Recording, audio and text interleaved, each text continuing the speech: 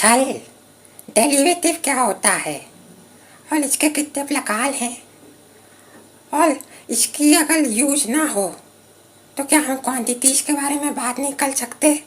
समझा रहा हूँ भाई। और नहीं सुनो, आप पूरी बात सुनो। ये समझा रहा हूँ। नहीं सुनो। और क्या डेरिवेटिव से ही हम रेट ऑफ चेंज निकाल सकते हैं? समझा रहा हूँ, बैठ जा बैठ जा।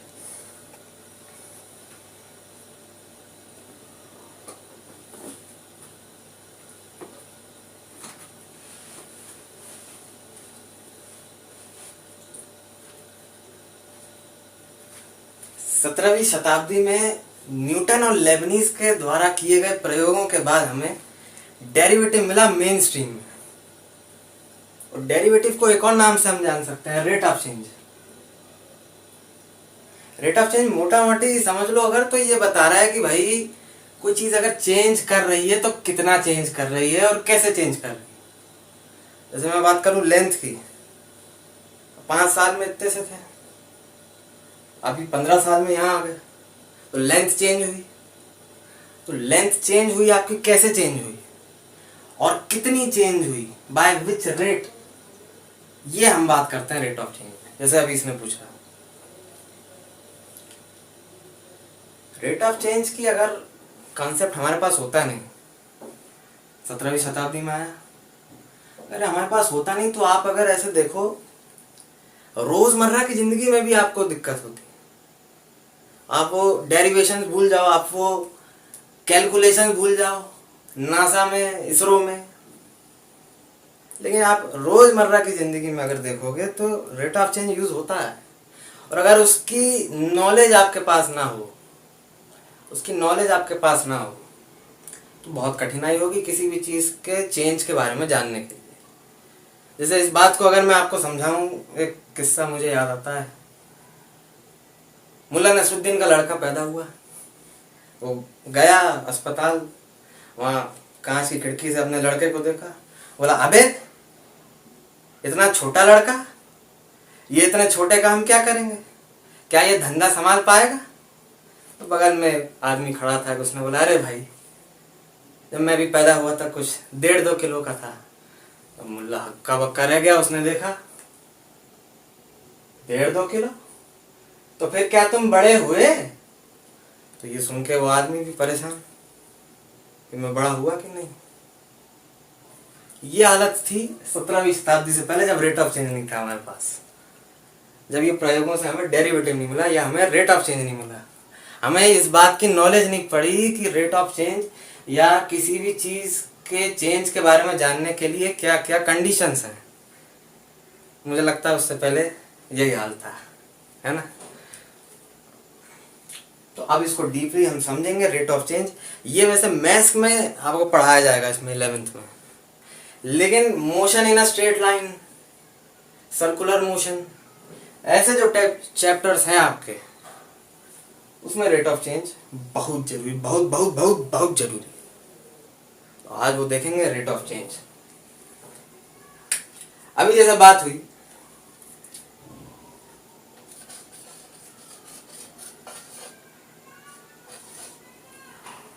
बंदा है कोई, घर जा रहा है अपने,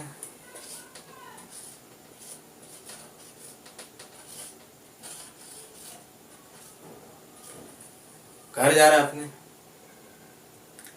आप ये देख रहे हो कि जब ये ए पे था, इसको ए मान लें, जब ये ए पे था और ये बी की ओर चलना शुरू किया इसने, तो जैसे जैसे टाइम बढ़ता गया वैसे वैसे इसका डिस्टेंस बी से कम होता गया, अपने घर से कम होता गया। पहले ये 50 किलोमीटर की दूरी पर था, आगे बढ़ा यहां पे, अब 20 किलोमीटर की दूरी, 30 किलोमीटर चल गया। तो जैसे जैसे टाइम बढ़ता गया यहाँ पे, जैसे जैसे टाइम बढ़ता गया, जैसे यहाँ t बराबर क्या ले लें 0, और यहाँ देख लें t बराबर 2 घंटा, यहाँ पे जैसे जैसे टाइम बढ़ता गया 0 से t तक, ये 2 तक, वैसे वैसे वो जो डिस्टेंस था 50 वो घट के 20 रह गया। ये बात आपने देखी। अब 1 सेकंड के लिए ये भूल जाओ कि टाइम है ही नहीं, टाइम नहीं है, टाइम है ही नहीं। आजकल किसके पास है टाइम? टाइम नहीं है आपके पास। टाइम जैसी कोई फिजिकल क्वांटिटी के बारे में आपने पढ़ा ही नहीं कि टाइम कुछ है। ठीक है, टाइम भूल जाओ। अब ये सोच सकते हो क्या कि डिस्टेंस कैसे चेंज कर रहा है और कितना चेंज किया?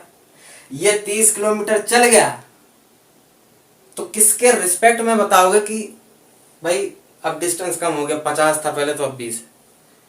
किसके रिस्पेक्ट में बताओगे? टाइम है ही नहीं कुछ, टाइम है ही नहीं कुछ। पहले 50 किलोमीटर था डिस्टेंस,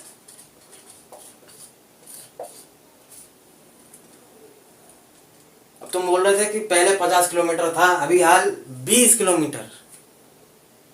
तो हम कैसे मान लें कि अभी 20 किलोमीटर?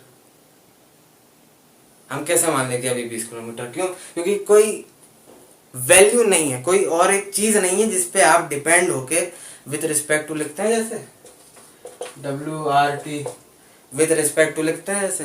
तो विथ रिस्पेक्ट टू के लिए कोई और एक दूसरी चीज नहीं है आपके पास जिसपे डिपेंड होके आप ये कह सको कि पहले डिस्टेंस 50 था अब 20 हो गया। कोई और एक चीज वो नहीं, और वो एक चीज थी टाइम।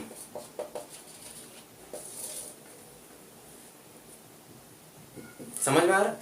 आप जब चेंज की बात करोगे डिस्टेंस के, ये समझ में आया इससे कि जब आप चेंज की बात करोगे डिस्टेंस के तब टाइम बहुत जरूरी, क्योंकि टाइम पे ही डिपेंड होगा कि चेंज कितना हुआ।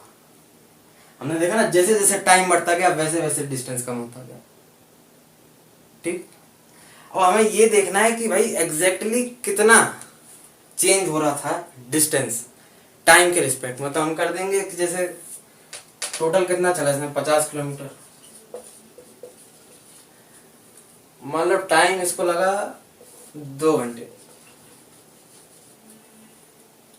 तो 50 किलोमीटर ये जो डिस्टेंस है इसको डिवाइड करते जाओ 2 घंटे में, बांटते जाओ बांटते जाओ बांटते जाओ बांटते जाओ बांटते जाओ, तो एक रेट आपको मिल जाएगा कि इस रेट से ये डिस्टेंस चेंज कर रहा है टाइम के रिस्पेक्ट में। इसको करें अगर तो 25 किलोमीटर पर आवर ऐसे लिखते हैं। 25 kilometre per hour, 25 kilometre per hour, 25 kilometre per hour. ये तो स्पीड है, स्पीड है, स्पीड है, ये स्पीड, ये तो स्पीड आ गई। ये स्पीड का क्या मतलब है कि 25 किलोमीटर पर आवर 2 घंटे के लिए इसने ट्रेवल किया और 50 किलोमीटर का डिस्टेंस इसने कवर किया। तो 25 किलोमीटर पर आवर के रेट से इसने अपना डिस्टेंस कवर किया होगा। 1 घंटे में 25 तो उसके अगले घंटे में भी 25। अब 25 किलोमीटर पर आवर ये आप जानते हो स्पीड। इससे बात ये समझ में आई कि स्पीड जो है वो अपने आप में कोई फिजिकल क्वांटिटी है नहीं, एक फंडामेंटल क्वांटिटी है नहीं अपने आप में, अपने आप में कोई वजूद नहीं है उसका। वो तो एक रिलेशन बता रहा है डिस्टेंस और टाइम के बीच में। एक रिलेशन हमने बनाई डिस्टेंस और टाइम के बीच में। हमने ऑब्जर्व किया कि जैसे जैसे टाइम बढ़ता गया वैसे वैसे इसका डिस्टेंस कम होता गया। तो उस हिसाब से हमने ये कंक्लूजन बनाया कि डिस्टेंस जो है वो टाइम पे डिपेंड कर रहा है। तो एक रिलेशन है डिस्टेंस और टाइम के बीच में। फिर हमने बताया कि डिस्टेंस जो टोटल डिस्टेंस है उसको टोटल टाइम जो टाइम टेकन था उससे डिवाइड अगर करें तो रेट हमें मिल जाएगा कि इस रेट से डिस्टेंस चेंज होता गया with the change of time. है बात? तो इस एक रिलेशन को हमने स्पीड बोल दिया। ये एक रिलेशन है स्पीड, और कुछ नहीं है, ये एक रिलेशन है बस। ये क्या बता रहा है? 25 किलोमीटर पर आवर। ये तो 1 घंटे में 25 किलोमीटर, ये रिलेशन है, कोई अलग से कोई चीज नहीं है, ये एक रिलेशन है। रेट ऑफ चेंज जिसको हमने स्पीड बोला, और ये रेट ऑफ चेंज डिस्टेंस और टाइम के बीच में है, उससे हमें पता चल गया कि किस रेट पे इस बंदे का डिस्टेंस चेंज होता गया with the change in time. ये चीज जरूर ध्यान रखना कि यदि डिस्टेंस के चेंज की बात करो तो टाइम के चेंज की भी बात करनी पड़ेगी। तो हम इसमें लिख देंगे डेल्टा टी और डेल्टा डी कि change in distance divided by change in time. दोनों चीजें चेंज होनी चाहिए, दोनों चीजें चेंज होनी चाहिए। ये जब हम मेजर कर रहे थे ए पॉइंट पे तो ये 0 हमने टी ले लिया, फिर जैसे जैसे टाइम बढ़ता गया ये अपने घर पे पहुंचा, जैसे जैसे टाइम बढ़ता गया 2 घंटे कुछ लगे इसको, और 50 किलोमीटर की लेंथ थी इसके घर से ए तक। तो जैसे जैसे टाइम बढ़ता गया वैसे वैसे ये डिस्टेंस कम होता गया। तो दोनों में चेंज हो रहा है, दोनों में चेंज हो रहा है, डिस्टेंस में भी टाइम में भी। तो आपके पास 2 पॉइंट होने चाहिए, यहां और वहां, ए पॉइंट पे और इसके घर पे। यदि आपके पास केवल यहां है, अगर डिस्टेंस की बात करें, केवल इस पॉइंट पे आप चेंज की बात करना चाह रहे हो तो वो जरा माफ करें, आप थोड़ा हवा आने दें, ठीक है। तो एक पॉइंट से कुछ नहीं, 2 पॉइंट होने चाहिए जब आप चेंज की बात करो, ठीक है। ये ऐसा लग रहा है चाकू जैसे हैं ए पॉइंट से बी पॉइंट जैसे हमने बात करी, एक एग्जांपल हमने लिया, उससे हमें रेट ऑफ चेंज मोटा मोटी समझ में आया, ठीक है।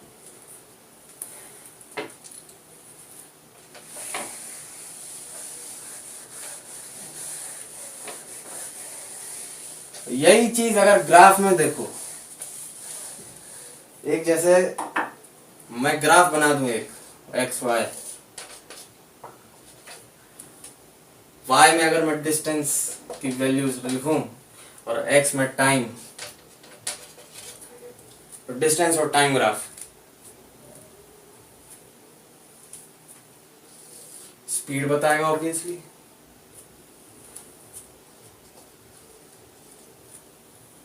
ठीक है, बहुत बढ़िया।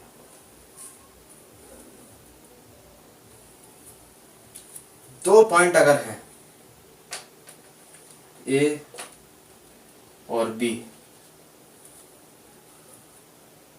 ये 2 पॉइंट अगर हैं, कोई भी रैंडम पॉइंट ले सकते हैं, यहां ले लो, यहां ले लो, यहां ले लो, कहीं भी ले सकते हैं, मैंने यहां ले लिया, ये 2 पॉइंट है, इनके बीच में मुझे स्पीड निकालनी कि स्पीड इन 2 पॉइंट के बीच में क्या है, इन 2 पॉइंट के बीच में मुझे स्पीड निकालनी कि इन दोनों के बीच में जो स्पीड है वो क्या है। तो देखो, इस x को ऊपर उठा दें,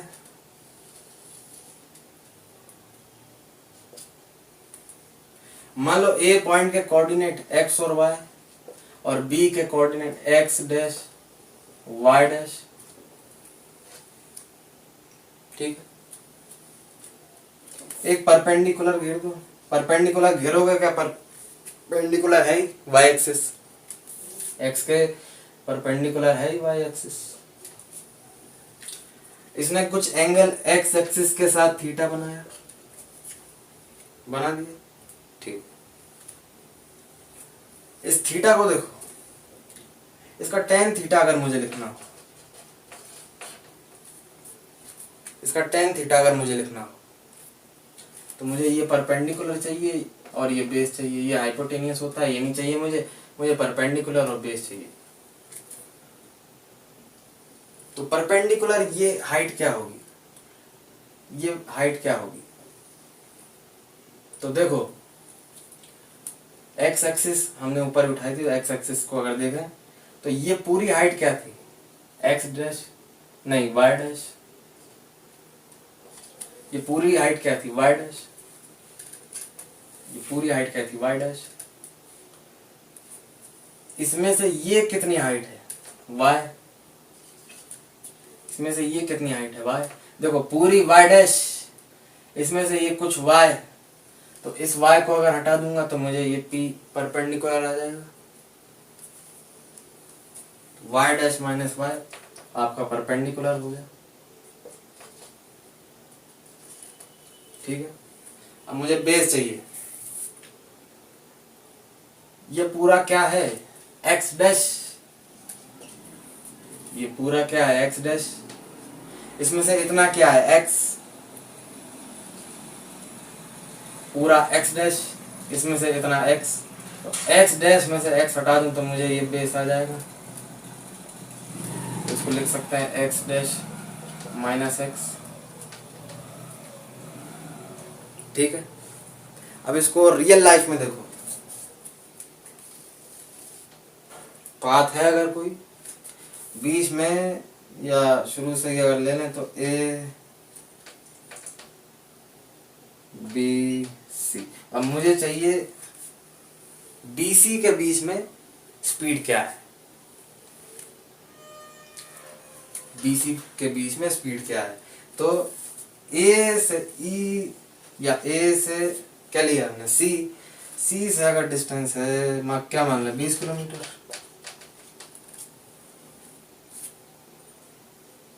20 किलोमीटर। ए से बी तक था 10, ए से सी तक जो उसे टाइम लगेगा मान लो 1 आवर, तो ए से बी तक क्या मान लो इसको आधा घंटा, तो ये 30, या इसको ऐसे लिख लो 0.5। तो देखो डिस्टेंस की बात अगर करें ये 20 है और इसका कुछ भाग 10, तो BC डिस्टेंस, BC डिस्टेंस 20 में से 10 हटाए 10, ये पूरा टाइम इंटरवल 1 घंटा, तो 1 में से आधा घंटा, तो ये क्या बन जाएगा 0.5, आधे घंटे ही बचेंगे। 1 घंटे में से आधे घंटे हटा दो, आधे घंटे बचेंगे। ए से सी तक का डिस्टेंस था, उसमें से ए से बी तक का पता था, ए से बी तक का हटा दिया तो बी सी का डिस्टेंस आ गया 10 किलोमीटर। वैसे ही यहाँ का टाइम आ गया, क्या निकाला 0.5 आवर। अब यहाँ की स्पीड निकाल सकते हो, मोर प्रिसाइजली यहाँ का रेट ऑफ चेंज निकाल सकते हो। क्या निकालोगे रेट ऑफ चेंज, तो 10 में 0.5, ये 0 ऊपर गया तो 20 किलोमीटर पर आवर। ठीक है, तो 20 किलोमीटर पर आवर ये रेट ऑफ चेंज है, ये रेट ऑफ चेंज है कि 20 किलोमीटर पर आवर या तो स्पीड घट रही है या बढ़ रही है, दोनों पॉसिबिलिटी।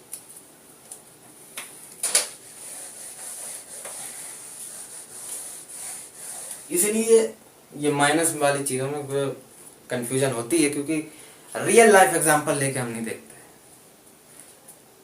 और ये रियल लाइफ एग्जांपल लेके कैसे देखोगे, क्योंकि 10th में जब मौका था बेसिक्स बनाने का तब बनाए नहीं, तब पेपर लीक हो गए। ठीक है, इसलिए बेसिक्स आपके खुदा न खास्ता और पलट ना जाए 11th में, इसलिए अभी इसे अच्छे से देख लो कि x डैश माइनस एक्स हमने क्यों किया, क्योंकि पूरा डिस्टेंस x डैश था, उसमें से कुछ x था, तो अगर हमें बीच का ये निकालना है तो x डैश में से x निकाल दोगे तो बीच का बेस आ जाएगा। तो अब देखो इस ट्राइंगल में देखो, देखो देखो देखो देखो देखो इस ट्राइंगल में देखो ए बी सी, तो इसमें परपेंडिकुलर है और बेस है, तो tan थीटा परपेंडिकुलर बटे base y dash minus y upon में x डैश माइनस x। ठीक है,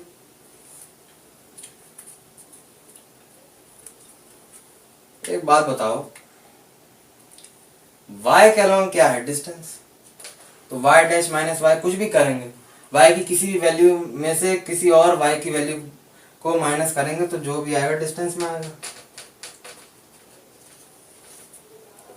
ठीक है, डिस्टेंस में आएगा।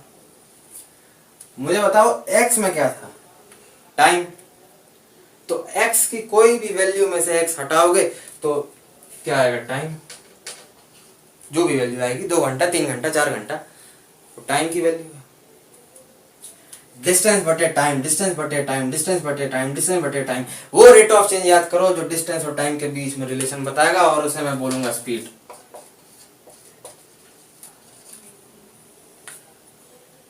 उसे हम बोलेंगे स्पीड। ठीक है, ठीक है। तो स्पीड आप ग्राफ से भी निकाल सकते हैं, और जो रेट ऑफ चेंज ये है स्पीड। ग्राफ में से और क्या बोलते हैं मालूम? स्लोप। ये जो स्लोप है वो है यही आपका y डैश माइनस वाई बटे x dash minus x. Slope है यानी रेट ऑफ चेंज। देखो x एक्सिस कहीं से भी काटे इसको, स्पीड के इसको ग्राफ को, ये थोड़ी सी गंद मच गई यहाँ पे, तो इसको अगर हटा दें,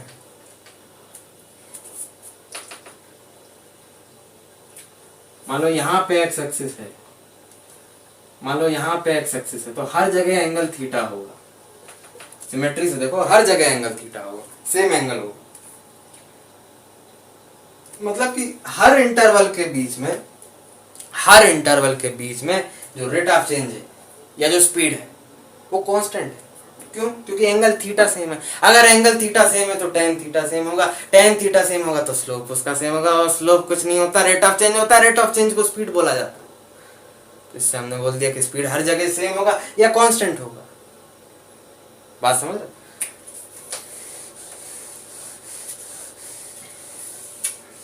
अच्छा, एक चीज और समझ ले इसमें, एक चीज और समझ ले, जो दो पॉइंट्स के बीच में हमने स्पीड निकाली वो थी एवरेज, एवरेज स्पीड।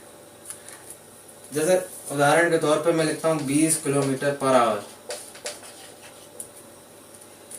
तो ये एवरेज है कि मतलब ऑन एन एवरेज कि आप 20 किलोमीटर प्रति घंटे से आपकी डिस्टेंस या तो कम हो रहा है या तो बढ़ रहा है बात। और कोई एक टाइम इंटरवल ऐसा भी होगा इसमें जो स्पीड थी वो थी 30 किलोमीटर पर आवर। कभी तुमने एक्सीलेटर दबाया होगा, कभी तुमने ब्रेक भी दबाया होगा, तो हर समय 20 किलोमीटर पर आवर तो रख नहीं सकते तुम, स्पीड वेरी करेगी ना। लेकिन हम ये बोलते हैं कि ऑन एन एवरेज, हाँ मेल जोड़ करके, जोड़ घटाव करके 20 किलोमीटर प्रति घंटा इसकी एवरेज स्पीड रही पूरी जर्नी में। लेकिन किसी एक पल में, किसी एक क्षण में, किसी एक इंस्टेंस में वो स्पीड 30 भी जा सकती थी, वो स्पीड 40 भी जा सकती थी। ठीक है, ये चीज यूज होगी अभी, इसलिए देखना। ये ग्राफ देखा, इसमें स्पीड कांस्टेंट थी। कैसे थी वो हम समझ गए। वैसे देख भी रहा है यार, लाइन सीधी है तो स्पीड तो कांस्टेंट होगी, है ना।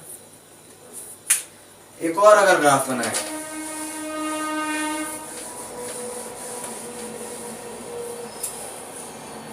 प्लेटफॉर्म के पास रहता हूं मैं, कुली नहीं हूं लेकिन देखो ये ग्राफ की बात अगर करी, अच्छी बात है, स्पीड कांस्टेंट मिली आपको उसमें। लेकिन एक और ग्राफ, योइंक, अब क्या करोगे? ये लो, और अब क्या करोगे? ये डिस्टेंस है, ये टाइम,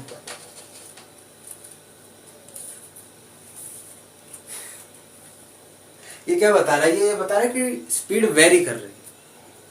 स्पीड कभी बहुत ज्यादा है, हाई, और कभी बहुत लो है। कभी कम है रफ्तार, कभी तेज है रफ्तार। ये चीज बता रही, मतलब वेरिएबल है स्पीड। जो रेट ऑफ चेंज है वो वेरिएबल है। वो जो स्लोप है, ग्राफ की भाषा में अगर कहें तो वो वेरिएबल है। वहां कांस्टेंट था, वहां कांस्टेंट था। अब यही अगर मान लो दो पॉइंट्स ए और बी, ये ए, ये बी, अब इनके बीच में स्पीड बताओ, इनके बीच में स्पीड बताओ। या थोड़ा इसको और थोड़ा कॉम्प्लिकेटेड अगर कर दें, थोड़ा नीचे ले लो ए पॉइंट, यहाँ ले लो बी पॉइंट। अब इन दो पॉइंट्स के बीच में वो बताओ रेट ऑफ चेंज या स्पीड। तो क्या करो, इनको जोड़ दो पहले। एक्स एक्सिस यहां बना लो,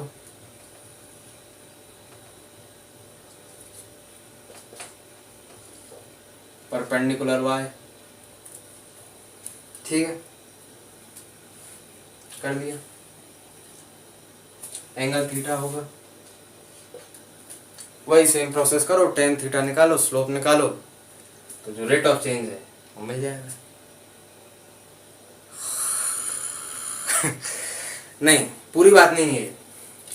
ए और बी से जब हमने लाइन जोड़ी तो वो जो स्पीड होगी, वो जो रेट ऑफ चेंज होगा, वो एवरेज रेट ऑफ चेंज होगा, वो एवरेज डेरिवेटिव होगा, वो एवरेज स्पीड होगी। क्यों? क्योंकि यहां देखो ना, ये इस चीज को देखो, तो यहां सीधी नहीं है स्पीड। इसको, इस केस को अगर अलग बना लें तो ये ए पॉइंट, ये बी पॉइंट, इनके बीच में सीधी रेखा, लेकिन यहाँ पे हम देख पा रहे हैं कि यहाँ पे भाई कांस्टेंट नहीं है स्पीड। यहाँ देखो, यहाँ पे इंक्रीज, यहाँ पे फिर जीरो कुछ समय के लिए, फिर यहाँ पे डिक्रीज, तो यहाँ नेगेटिव, यहाँ पॉजिटिव, यहाँ जीरो। तो मतलब स्पीड घट भी रही है, बढ़ भी रही है, तो इन दो पॉइंट्स के बीच में कांस्टेंट नहीं है। तो ये जो लाइन खींच के ये टेन थीटा वगैरह करके जो निकालोगे, वो एवरेज स्पीड होगी कि ऑन एन एवरेज जितनी भी आए, जैसे 20 किलोमीटर प्रति घंटा, तो एवरेज स्पीड होगी। मैंने बोला कि एवरेज स्पीड नहीं चाहिए, नहीं नहीं नहीं, no no no no no no no, average speed नहीं चाहिए मुझे। यहाँ ये जब इंक्रीज कर रही थी स्पीड, एग्जैक्टली इस पॉइंट पे मुझे स्पीड चाहिए, एग्जैक्टली इसी पॉइंट पे चाहिए मुझे। भाड़ में जाए एवरेज रेट ऑफ चेंज, भाड़ में जाए एवरेज स्पीड, भाड़ में जाए एवरेज स्लोप, मुझे एग्जैक्टली इस पॉइंट पे, क्या बोलते हैं इसको, सी पॉइंट, सी पॉइंट पे मुझे स्पीड चाहिए जब ये इंक्रीज कर रही थी, इस सी पॉइंट पे।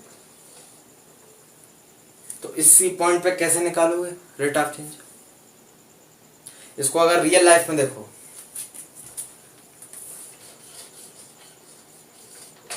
ये जा रहा अपने घर, यहां इसका एक्सीडेंट, ये अंजर पंजर इसका कार के। तो एवरेज स्पीड देखोगे कि पूरी जर्नी के दौरान जो एवरेज स्पीड थी उस पर डिपेंड करेगा कि ये इसका एक्सीडेंट कैसे हुआ, या इस पर डिपेंड करेगा कि जब एक्सीडेंट के समय पे जो स्पीड थी वो बताएगी कि इसको चोट कितनी आई।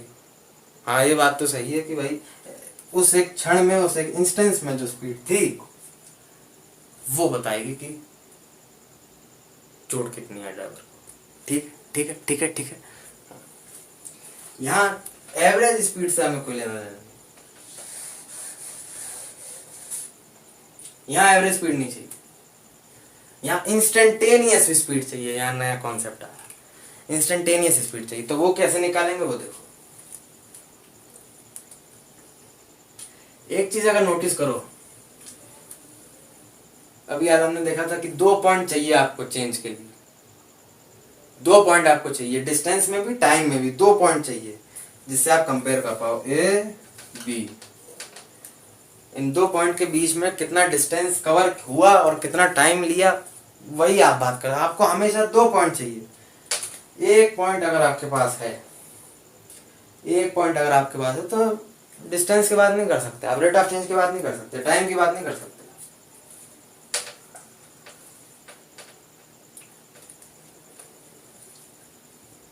लेकिन हमारे पास यहाँ एक ही पॉइंट है जहाँ इंक्रीज हो रही स्पीड, तो यहाँ कैसे निकालेंगे स्पीड या रेट ऑफ चेंज? देखो,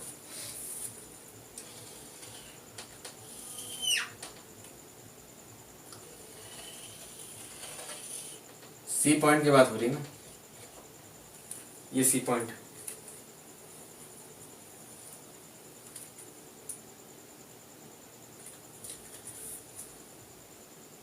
कोई एक पॉइंट, कोई एक पॉइंट इसके बहुत बहुत बहुत बहुत बहुत पास ले आओ, इसके बहुत पास का। यहाँ तो फिर भी थोड़ी सी दूरी दिख रही है, लेकिन ये इतना पास होगा कि जब आप रेट ऑफ चेंज निकालोगे, y2 माइनस y1 करोगे या y डैश माइनस y1 करोगे, तो वो जीरो तो नहीं होगा, लेकिन जीरो के बहुत करीब होगा, जीरो के बहुत करीब होगा। एक्स डैश माइनस एक्स करोगे, अभी समझ में आएगा इसमें, एक्स डैश माइनस एक्स करोगे तो वो जीरो के बहुत बहुत बहुत बहुत बहुत करीब होगा। यहाँ फिर भी थोड़ा सा फासला है, यहाँ फिर भी थोड़ा सा फासला है, लेकिन हम ऐसा पॉइंट लेते हैं कि जिस एक इंस्टेंस पे, जैसे हमें यहाँ पे सी पॉइंट पे हमें स्पीड निकालनी थी, तो उसके पास का एक ऐसा पॉइंट ले लो जो माइनस होने के बाद जीरो तो ना बने लेकिन जीरो के बहुत पास हो। वो कैसे हो वो देखो। क्यों ले रहा है दूसरा पॉइंट? क्योंकि 2 पॉइंट चाहिए रेट ऑफ चेंज की बात करने के लिए, है ना। ये डी पॉइंट हमने जैसे लिया, इस डी पॉइंट को देख रहे हो, बहुत ज्यादा जूम करोगे, बहुत बहुत बहुत बहुत बहुत बहुत बहुत बहुत बहुत बहुत सारा जूम करोगे और तो देखोगे कि सीडी जो है वो एक स्ट्रेट लाइन है। यहाँ क्या दिख रहा है? यहाँ कर्व दिख रहा है। यहाँ एक पॉइंट हमने मान लिया डी, तो जूम करते जाओ, बहुत बहुत बहुत बहुत बहुत, बहुत सीडी को जूम करते जाओ तो दिखेगा कि वो जो सीडी पॉइंट है दो, उनके बीच में एक स्ट्रेट लाइन है, कर्व नहीं है, स्ट्रेट लाइन है। ये जब आप जूम करोगे तो सीडी एक स्ट्रेट लाइन है। तो यहां से बनाओ, फिर एक्स एक्सिस बना दो, परपेंडिकुलर बना दो। देख रहे हो इतने छोटे से इंटरवल पे हो रही है बात। तो ये ट्रायंगल बना, कुछ एंगल थीटा होगा इसी स्ट्रेट लाइन सीडी का, यहाँ दिख नहीं रहा है लेकिन थीटा है। तो देखो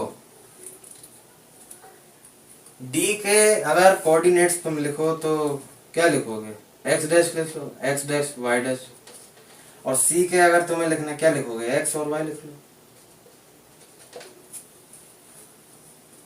हम स्लोप निकालते हैं, मतलब रेट ऑफ चेंज निकालते हैं, स्लोप एम बोलते हैं उसको। रेट ऑफ चेंज क्या है? स्लोप क्या है? Tan theta. टेन थीटा को क्या चाहिए? परपेंडिकुलर बटे बेस। तो परपेंडिकुलर क्या होगा? Y dash minus y, y dash minus y, y dash minus y, y y y. क्यों क्यों क्यों? तो y dash minus y perpendicular, p perpendicular. Base क्या होगा? X dash minus x. अभी जैसे पिछले वाले ग्राफ में हमने किया था वही, ये हमने कर दिया तो ये हमें रेट ऑफ चेंज आ जाएगा या स्पीड आ जाएगी। अब लेकिन सुनो, हमने कहा था कि डी सी के बहुत करीब है, बेहद नजदीक, बहुत करीब, नेग्लिजिबल डिस्टेंस, नेग्लिजिबल फासला। तो एक बात बताना, अगर कोई पॉइंट यहाँ 5 है, यहाँ 5 है, अगर वाई ये इसमें एक्स में, या फिर एक्स में 2 है, यहाँ वाई में 5 है, इसके पास का कोई पॉइंट ले लिया, बहुत पास का, बहुत बहुत बहुत बहुत ज्यादा पास का एक पॉइंट अगर ले लिया, और फिर भी दूरी दिख रही है लेकिन बहुत पास का हम पॉइंट लेते हैं, तो क्या लें इसको? 2 पॉइंट समथिंग कुछ लें, 2.1, और इसको क्या ले लें? 5.1, बहुत पास का। तो अब जब यहाँ 2.1 माइनस 2 करोगे तो 0.1 आएगा, और यहाँ 5.1 माइनस 5 करोगे तो 0.1 आएगा। 0.1 क्या है? जीरो के बहुत करीब है लेकिन जीरो नहीं है, जीरो के बहुत करीब है या जीरो नहीं है लेकिन, ठीक है। तो मतलब y डैश माइनस वाई जब करोगे तो जो चीज आएगी, ये y क्या था? डिस्टेंस। तो जो डिस्टेंस आएगा वो जीरो के बहुत बेहद नजदीक होगा लेकिन जीरो नहीं होगा। तो इतने छोटे डिस्टेंस को, इतने छोटे डिस्टेंस को हम बोल देते हैं dy। लिखने का तरीका वैसे x में देखो, x क्या? टाइम। तो टाइम भी क्या है? 0 सेकंड के बेहद नजदीक लेकिन जीरो नहीं। तो इतने छोटे टाइम इंटरवल को dx, और यही dy by dx instantaneous speed देगा या इंस्टेंटेनियस रेट ऑफ चेंज देगा। ठीक है, ये dy बाई डी एक्स। ऐसे हम निकालते हैं कि एक पॉइंट पे क्योंकि स्पीड यहाँ देखो ना इनवेरिएबल थी, नहीं वेरिएबल थी, मतलब बदल रही थी समय के साथ। जैसे जैसे समय बढ़ता गया इसमें उतार चढ़ाव आता गया, कभी ब्रेक मारे कभी एक्सेलरेटर। तो हमें एवरेज स्पीड नहीं चाहिए थी, हमें देखना था कि जब ये इंक्रीज किया, ये जो ग्राफ है ये इंक्रीज किया, ये जो स्पीड है ये इंक्रीज हुई, उस एक क्षण पर रेट ऑफ चेंज क्या हुआ, या उस एक क्षण पर स्पीड क्या हुई, या ग्राफ की भाषा में बोले तो उस एक क्षण पे स्लोप क्या होगा। तो वो हमारे पास कठिनाई क्या है कि एक ही पॉइंट है। रेट ऑफ चेंज की बात करेंगे तो 2 पॉइंट होने चाहिए। मैं बोला दूसरा पॉइंट मान लो, कोई दूसरा पॉइंट मान लो, लेकिन उसके बहुत करीब हो लेकिन चिपका हुआ ना हो, बहुत नजदीक हो लेकिन चिपका हुआ ना हो। तो जब आप परपेंडिकुलर बटे बेस निकालोगे tan थीटा, वो 0 के बहुत करीब होगा लेकिन 0 नहीं होगा। ये है dy बाई डी एक्स। क्या हम ये कह सकते हैं कि ये dy बाई डी एक्स हमें rate of change of x with respect to y बता रहा इस CD के बीच में? हाँ बोल सकते हैं, लेकिन हमें ये कहना पड़ेगा कि इसको अगर सही से लिखें, हमें ये कहना होगा कि limit delta x tends to 0 delta y by delta x बराबर dy बाई डी एक्स। छोटा इंटरवल लिया था ना टाइम, हम ये कह रहे हैं limit delta x tends to 0, मतलब कि 0 के बहुत पास लेकिन 0 नहीं। अरे ये 0 हो जाएगा तो अनडिफाइन नहीं हो जाएगा मामला। अगर 1/0 करूं तो ये अनडिफाइन नहीं हो जाएगा मामला। वही इसलिए हमें लिखना पड़ता है कि लिमिट 0 के नजदीक लेकिन 0 नहीं।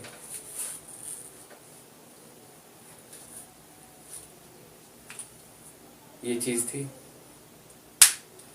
पिछले वाले ग्राफ में स्पीड कांस्टेंट थी, तो उसका तुम इंस्टेंटेनियस तुम निकालोगे या एवरेज निकालोगे, वो दोनों चीजें एक ही होंगी। यहाँ पे तुम एवरेज निकालोगे तो कुछ वैल्यू, इंस्टेंटेनियस निकालोगे तो कुछ वैल्यू। ठीक है, नोट करना हो नोट कर लो।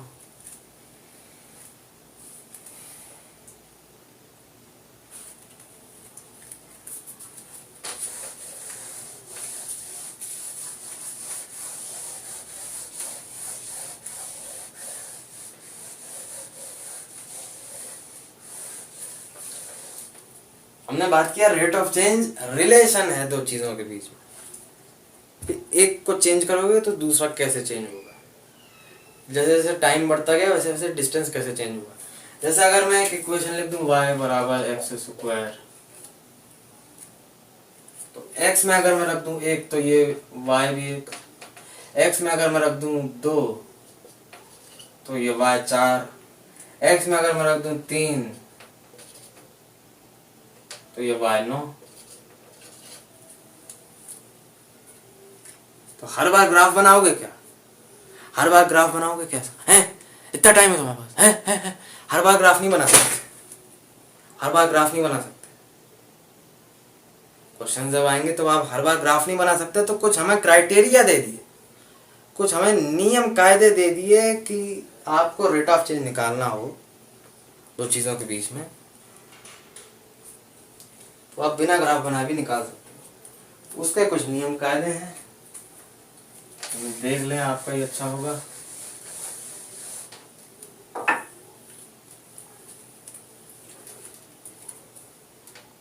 कोई एक एक्सप्रेशन है, जैसे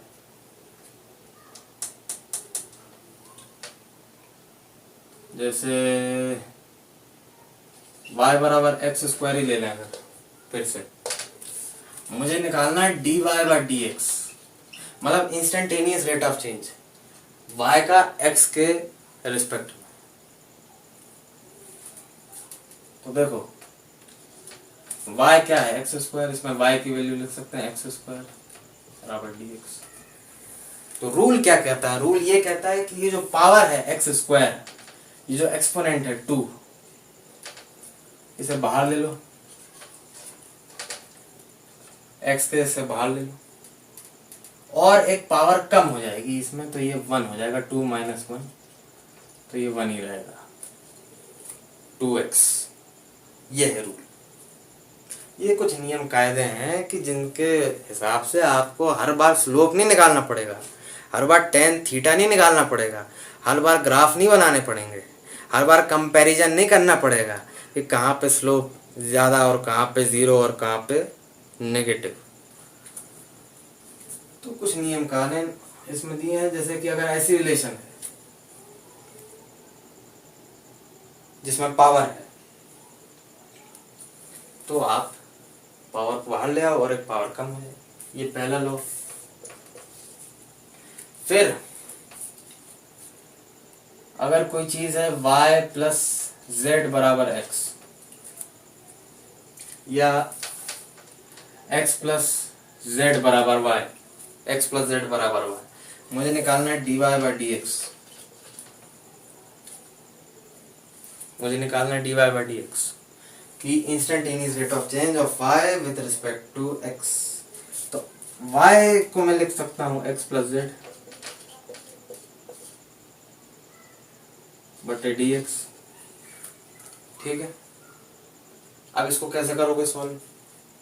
इसको ऐसे करोगे, अलग अलग करोगे इसको, D X by D x plus D Z plus D upon में डी एक्स। यहां देखो D x upon D x, इसे ये नहीं कि काट दिया 1 प्लस 1 1, ना ना ना ना ना ना नो नो नो, ऐसे नहीं करते बेटा। नहीं नहीं, किसने सिखाया आपको ये? ऐसे नहीं करते बेटा। देखो डी एक्स अपॉन में डी एक्स,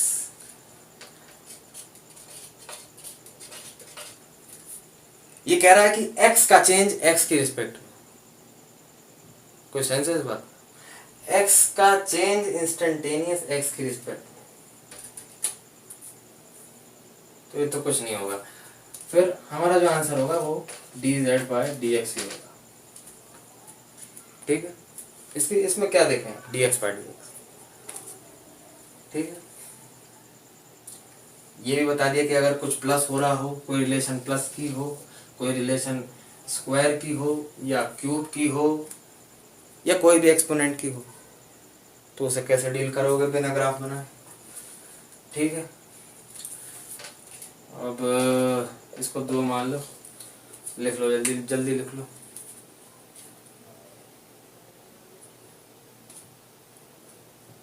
लिख लियो।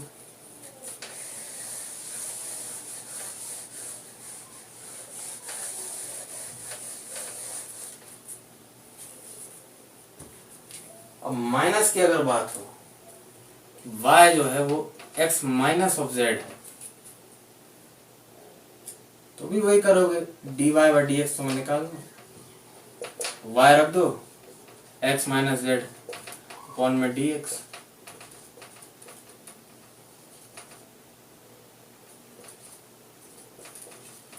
बस माइनस प्लस हो तो अलग अलग दोनों का निकाल लेना रेट ऑफ चेंज। ये तीसरी बात, ये तीसरी बात। अब मल्टीप्लिकेशन में अगर y बराबर अगर दे दिया एक्स जेड, मुझे निकालना है d y by D x. ये सब फिर बता रहे हैं, ये तौर तरीके हैं, ये नियम कानून है। ये नियम कानून है कि हर बार तुम्हें वो नहीं बनाना पड़े, स्लोप, हर बार ग्राफ या स्लोप नहीं बनाना पड़े, जल्दी जल्दी हो जाए काम। तो डी वाई की वैल्यू क्या है, एक्स जेड। इसमें मैथ्स में जब ये चैप्टर आएगा लिमिट्स एंड डेरिवेटिव्स, उसमें ये सब चीज़ें डिटेल में पढ़ोगे डेरिवेशंस के साथ। अभी हम उतना देख रहे हैं कि हमारे फिजिक्स का काम चल जाए बस, हमारे भौतिक शास्त्र का काम चल जाए बस। ठीक,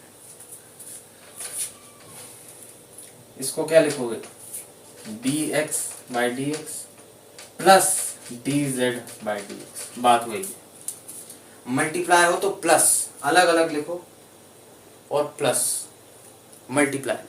अगर डिवाइड हो, यदि y बराबर x बटे z हो और मुझे निकालना हो dy बाय dx, अरे ये क्या बात कर दी, dy बाय dx, तो y क्या है, x बाय z। अबे क्या तेरा सर सटिया गया, देख dx बाय dx अलग, अब यहाँ डिवाइड है तो माइनस dz बाय dx और अपॉन में एक्स स्क्वायर। इनका प्रूफ अगर चाहिए तो बता देना, प्रूफ भी करके दिखा देंगे, लेकिन अभी हम वैसे देख रहे हैं कि हमारा फिजिक्स का काम चल जाएगा बस। जैसे मोशन इन स्ट्रेट लाइन में देखोगे, काइनेमेटिक्स में बहुत यूज होता है ना, तो इसलिए उस हिसाब से अभी जो आने वाले चैप्टर हैं उसके लिए बेस बनाने के लिए हम ये देख रहे हैं। अगर एकदम डिटेल में चाहिए हमारा क्या, हम दिखा देंगे, बस बता देना अगर चाहिए हो तो दिखा देंगे, ठीक है। ये हो गया।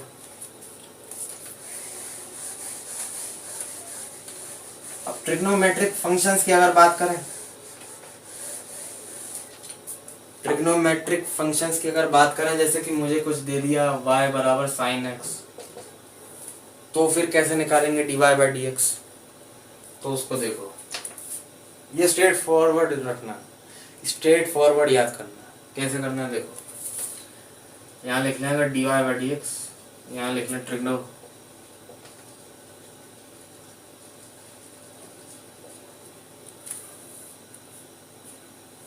तो जैसे साइन x है, कोई चीज अगर y बराबर साइन x है, ये तो समझ रहे हो ना तुम, ये रिलेशनशिप बता रहा है rate of change. Rate of change की पहली चीज क्या थी कि रिलेशन होनी चाहिए, ये दोनों कैसे इंटर रिलेटेड हैं बीच में। स्पीड भी तभी आप बात कर पाए जब आपने देखा कि डिस्टेंस डिपेंड करता है टाइम पे, इंटर रिलेटेड है, ठीक है। तो ये भी इंटर रिलेशन है दोनों का। तो वही वो बता रहा है कि ट्रिग्नोमेट्रिक अगर फंक्शंस हो तो उन्हें कैसे डील करोगे। अगर साइन एक्स है तो उसका dy बाई डी एक्स होगा कॉस एक्स, ये बहुत आसान है, ये सीधे चेंज होते हैं। अगर कॉस एक्स है तो ये हो जाएगा minus sine x dy by D x. अगर टेन एक्स है तो ये हो जाएगा सेक स्क्वायर एक्स। अगर कोसेक एक्स है तो dy बाई डी एक्स क्या हो जाएगा, माइनस कोसेक एक्स और कॉट एक्स। यदि सेक एक्स है तो ये हो जाएगा सेक एक्स टेन एक्स। अगर कॉट एक्स तो ये हो जाएगा माइनस कोसेक स्क्वायर एक्स। ये रूल्स अभी इससे पहले बताए। फिर हमने देखा कि अगर ट्रिग्नोमेट्रिक फंक्शंस हैं, जैसे कोई रिलेशन हमें दे दी y बराबर साइन एक्स, तो इसका अगर dy बाई डी एक्स अगर तुम निकालोगे, मतलब instantaneous rate of change of y with respect to x, तो इसको कैसे डील करोगे। y बराबर तो साइन एक्स ट्रिग्नोमेट्रिक, तो इसको कैसे डील करोगे, इसके लिए हम सामने बता दिए कि साइन एक्स बराबर कॉस एक्स। अगर साइन एक्स है तो उसका dy by D x cos x. जैसे अगर यहाँ करें तो dy बाई y क्या है साइन एक्स, ये क्या हो जाएगा cos x। बस बात खत्म, ठीक है। डिटेल अगर चाहिए तो उसके लिए एक सेपरेट वीडियो होगा। यहाँ हम ये देख रहे हैं कि हमारा फिजिक्स का काम चल जाए आने वाले चैप्टर्स के लिए।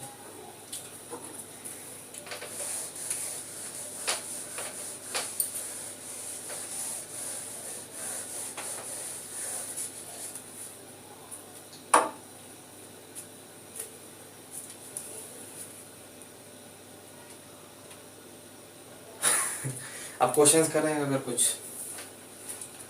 मेरे पास अगर है 3x square plus 2z plus, ये चलो इतना ही रहने, 3x स्क्वायर प्लस 2z, या इसको भी x ही ले लें, 3x स्क्वायर प्लस 2x बराबर y। मुझे निकालना है dy बाई डी एक्स, मतलब instantaneous rate of change of y with respect to x. तो देखो y की वैल्यू क्या है, 3x² प्लस 2x अपॉन में dx। अलग अलग निकालेंगे तो d3x² dx plus d2x dx। इसमें क्या आ जाएगा 6x, इसमें क्या आ जाएगा 1 की पावर 1 तो x 0 तो 2 ही आएगा इसमें। ठीक है, 2 कैसे आया इसमें, देखो 2x, x की पावर क्या 1 बाहर आया, 2 से मल्टीप्लाई होगा तो इंटू एक्स, तो 2 × 2 क्या 2, तो 2x। लेकिन यहाँ 1 - 1 होगा, 1 - 1 होगा, 1 - 1 क्या 0, x की पावर 0 मतलब 1, तो 2 × 1 क्या 2। ठीक है, ये 2 आ गया, ये 2 आ गया। लेकिन 2 एक कांस्टेंट है, भाई जो नंबर्स होते हैं तो कांस्टेंट होते हैं ना, वो थोड़ी ना चेंज होंगे समय के साथ। 2 आप बोलते हो, 3 बोलते हो, 4 बोलते हो, 5 बोलते हो, ये चेंज थोड़ी ना होंगे समय के साथ, कांस्टेंट रहेंगे ना। तो कांस्टेंट का dy/dx rate of change, instantaneous rate of change क्या होगा 0 होगा। तो यहाँ कुछ नहीं होगा, बस 6x आंसर dy/dx आंसर। ठीक है, एक चीज़ और हमने सीखी कि कांस्टेंट का dy/dx instantaneous rate of change या कोई भी रेट ऑफ चेंज 0 होगा, क्योंकि वो चेंज ही नहीं हो रहा, उसको कोई मतलब नहीं किसी से, उसको टाइम से कोई मतलब नहीं, उसे और किसी चीज़ पे वो डिपेंड नहीं है। ठीक है, ये 6x कैसे आया, 2 बाहर आया इंटू 3 हो गया, x तो था ही, 2 में 2 - 1 होगा, ये 6, 2 - 1 क्या 1, तो 6x, ये 6x ऐसे आया। ठीक है, और अगर कुछ देखें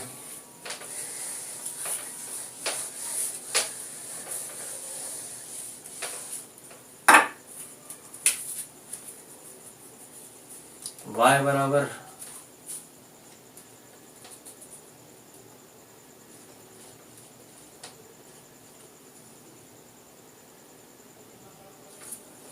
cos² x, तो dy/dx instantaneous rate of change of y with respect to x। y क्या है cos² x,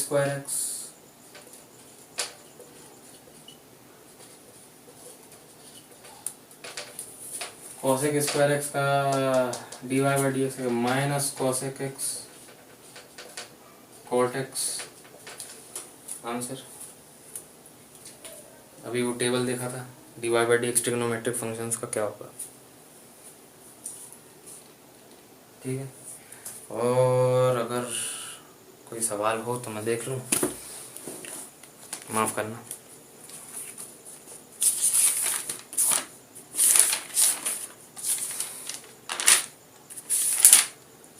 और कोई कॉन्सेप्ट तो वैसे है नहीं।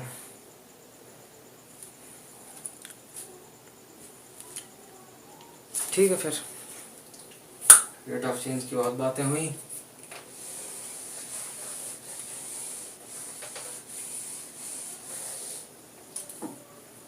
अगले बार में इंटीग्रेशन की बात करेंगे। इंटीग्रेशन मतलब कितना एक्यूमुलेट हो रहा है डाटा, कितना इकट्ठा हो रहा है, कितना प्लस हो रहा है, उसकी बात करेंगे इंटीग्रेशन में। ठीक है, रेट ऑफ चेंज था तो अगर देखा आपने यहाँ तक जुड़े हो तो बहुत बहुत थैंक यू।